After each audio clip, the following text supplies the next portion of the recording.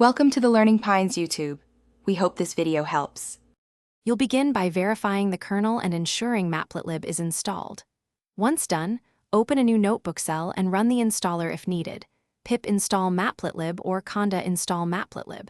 Make sure you're using the notebook's Python environment so imports resolve.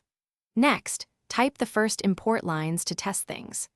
This concise start gets you into actionable steps without waiting.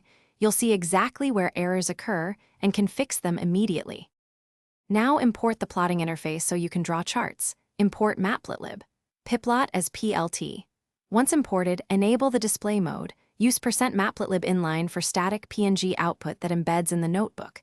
If you want interactive zoom and pan, choose %matplotlib notebook instead. It provides more control but sometimes needs the right extensions.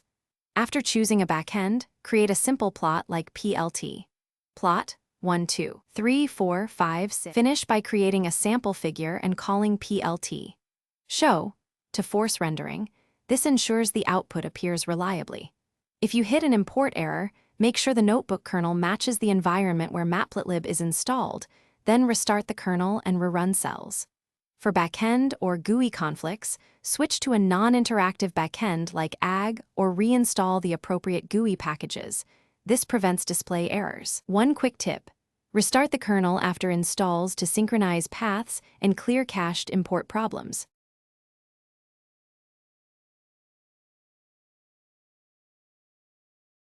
Thanks for watching. Consider subscribing if we helped you.